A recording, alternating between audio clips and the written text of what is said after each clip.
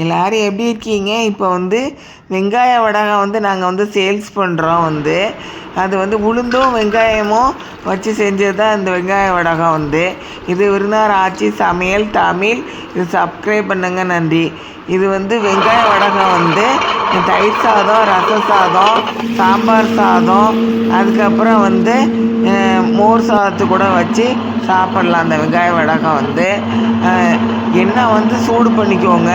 Case flame மீடியத்தில் வச்சுட்டு அந்த வெங்காய வடகத்தை எண்ணெயில் போட்டுட்டு லேசாக ப்ரௌன் கலரில் வந்தோடனே ப்ரௌனில் வந்தோடனே எடுத்துருங்க. எடுத்துகிட்டு மத்தியானம் சாப்பாட்டுக்கு எதுவுமே இல்லைன்னா அந்த தயிர் சாதத்தோடையும் ரச சாதத்தோடையும் வச்சு சாப்பிட்றதுக்கு ஈஸியாக இருக்கும். இந்த மாதிரி வாங்கி சாப்பிடுங்க. வாட்ஸ்அப்பில் ஹாய்ன்னு மெசேஜ் கொடுங்க. நாங்கள் பதில் கொடுக்குறோம்.